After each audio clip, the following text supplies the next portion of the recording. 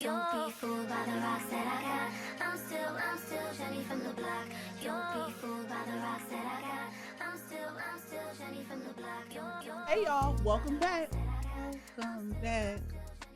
Welcome back. Welcome back. Welcome back. Mace, don't get me for copyright infringement.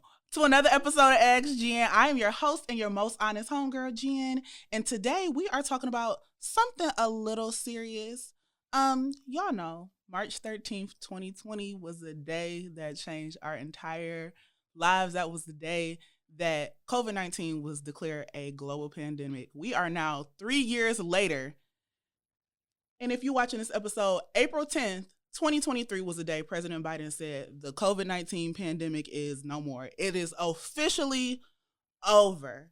And none of us are the same. 2020 changed our entire lives. The STEMIs was popping. Everybody's working from home.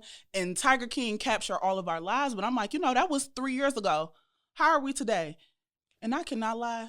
From what I'm seeing, people is losing their minds. Y'all seeing people attack all of these flight attendants, cussing people out in the store, fighting over masks, all these mass shootings and killings going on. I really feel like the amount of time that we have spent separated and just distanced from ourselves and so conscious about health and battling with our mortality, people have come out of this not the same.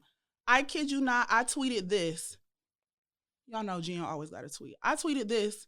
I just wanted to tell anybody who thinks shit is going to go back to normal after this pandemic is over, it's not. And as we can see, the state of the world is entirely different 3 years later. People are still working from home. There are people who are hospitalized. There are people who are no longer with us. People's minds, bodies are changing and altering all because of this pandemic. But, we can talk about what has been done, but let's talk about what we can do. And I'm going to get into the questions. I got a lot of questions regarding how people's lives have changed since the pandemic and during the pandemic. So I'm gonna help some people out. Jen, I really need your help on this. Me and my girlfriend moved in together during the middle of the pandemic. Everything was going good before that. We stayed over multiple times a week and all that. I lost my job, and soon after that, she told me to do whatever I wanted and she could cover the bills. It's been about 2 years since I lost my job and 1 year since I've been ready to leave her. But I love not working. Dang! I wasn't expecting it. I love not working. I love that she loves me, but I don't necessarily love her back. I really don't want to change my lifestyle, but I need to leave this relationship. What the fuck should I do? Sign a bitch in a conundrum. You a bitch. You a bum. You such a bum. You don't love this person. They've been taking care of you. They've been doing things for you. You don't want to lead them because you don't want to work and you need a roof over your head. You do not need advice. You need a job application. Get your bum ass up and get a fucking job and stop mooching and stop being a leech. You a loser.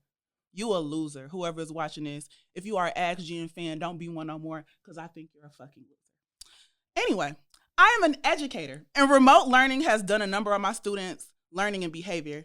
It makes me consistently worry about the future and I struggle to decompress. Baby, I'm worried too. I can't lie. I feel like I'm in a perpetual state of worry. How can I turn my save the world brain off so I can enjoy my life outside of work?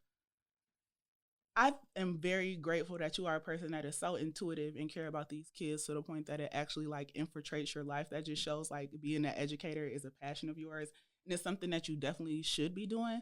But every bitch need a break. I feel like definitely find some ways to decompress. And I feel like the most easy way to turn your brain off is to do something else, an activity that requires your brain. So you need to pick up a hobby. Meditate, yoga, start knitting, start cooking, find you something else to do that will literally use all your brain power that you are using to worry and focus on these kids and do something else. And to be honest, anybody who not worried about the state of the world and these children right now is an evil person because we got a lot of things to worry about. Education has changed completely, and I'm just seeing it everywhere, and I cannot wait to see what this is going to look like in a few years. Education in this country is completely outdated and needs to be restructured anyway. So hopefully, as we see the changes that are coming, that can jumpstart the conversation. Department of Ed, get on it, please. The kids need our help. I feel like some of the people I hung out with before the pandemic are different now. It's hard to tell if we are close anymore. Any advice on what to do? So you know what? Your job, when you got all these projects going on, your boss says, hey, let's touch base. I think friendships should do the same thing. Everyone has struggled in a different way these past 3 years, whether it's been financially, health wise, mental health wise. You and your friends need to be having check ins. So if you feel like your relationships are different and have evolved over these past few years, you're not hanging out as much anymore, create an opportunity to hang out and use that opportunity as a check in. I think everybody needs to be open and honest now about the impact on our mental health that being inside has really done.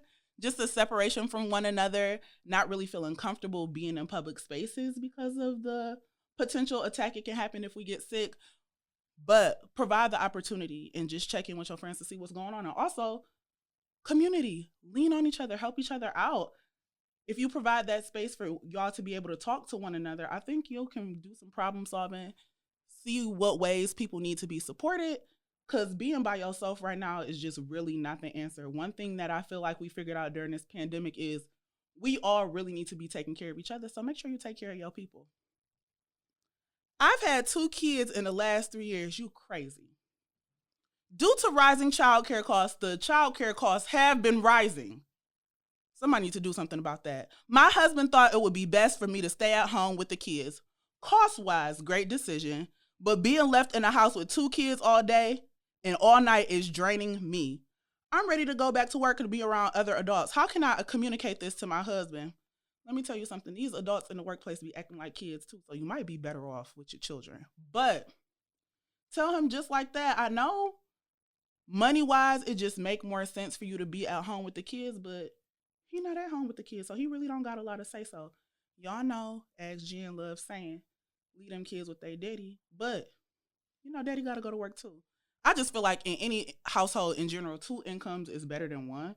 I know cost-wise, it makes sense to not pay for childcare for 2 very young children, which can be very costly. But at what expense? If you're going to have an unhappy, stressed out, like unfocused mother because you frazzled being in the house with these kids all day, it might be worth it for you to be able to go back to work a few hours a week. Just bring it up to your husband. And also, he might not know how much you're struggling with being in the house with the kids all day is doing to you and what effect it has on your emotions. Make sure you communicate that with him too.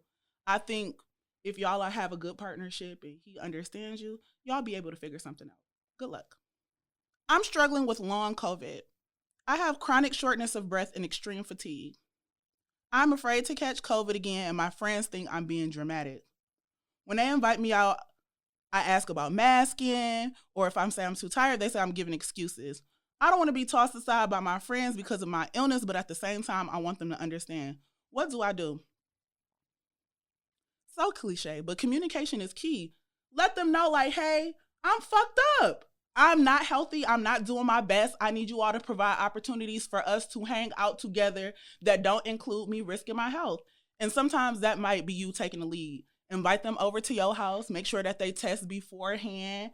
Ask them to stay quarantined maybe a certain amount of time before they come over. Do more virtual activities.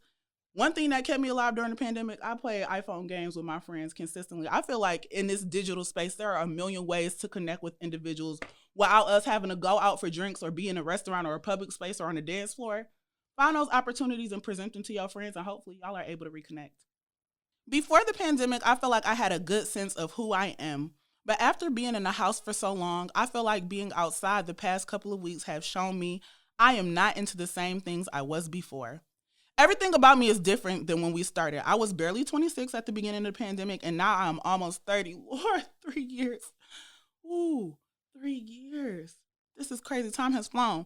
I went out with my pre-pandemic friends, and they kept making me feel like I had switched up on them. How do I stay confident while figuring out who I am and if that means having to leave friends behind?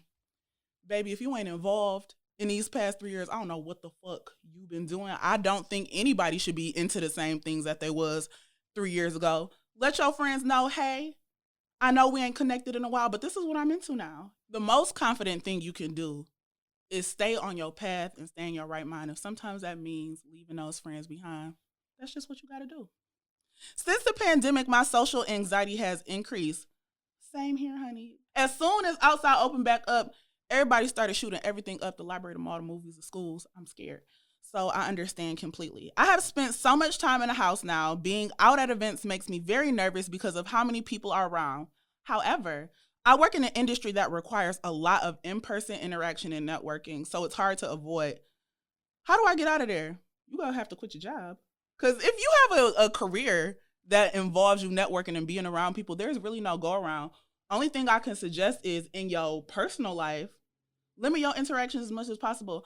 Now that I'm older, it is nothing wrong with being a homebody. I love being at home with my family and cooking and cleaning. And if that's something that you're interested in, that's definitely something you can pursue. But if your job requires you to have a lot of those one-on-one, in-person, networking type things, you're going to have to switch industries. I feel like the job market has completely changed when it comes to the pandemic. So I feel like the digital space is really thriving right now. You could probably find an opportunity where you don't have to mix and mingle in person enough. So the only thing I could suggest is a career switch. Good luck. Hey, Jen, I had much better habits prior to the pandemic. We all did. But I lost them and have desperately been trying to get them back. I find myself so unmotivated to do most things. How do I return back to my go-getter ways? Establish a routine. I feel like when you feel like you are all over the place, centering yourself is really best. You got to find a routine and stick with it. And start with something small. Make your bed. Make myself a cup of tea every day. Find time to meditate, find time to pray. Those small incremental changes can lead to monumental change. So start with habit setting that you can stick to and maintain to. I feel like sometimes when people try to establish routine, they just do a little too much at once and it becomes overwhelming and it's something that they can't stick to or follow. Do what's right for you. Make those small changes that you can continuously keep up with, and hopefully you'll be able to reestablish your go-getter ways. Also, life is hard. Who told you you had to be a go-getter? Why can't you be a slow getter? Why can't you take your time? Why can't you move with ease? Consider why you think you need to be a go-getter and just go back up and be motivated. The world has been completely different over the past 3 years. One thing that COVID-19 showed us is nothing is immediate. The world shut down completely for everybody. Do that for yourself sometimes. I know it seemed like everybody is losing their mind, but that's what happens when you're an individual, and community needs to thrive. Find your people, connect, share resources, get together, have a good time, and scream because shit is getting weird, okay? One thing that calmed me down when I'm frazzled and life is a mess is screaming into the void, because who gives a fuck? Don't forget to like, subscribe, comment, and breathe. Thank you for watching Ask Jen, and scream after this episode go off. Bye.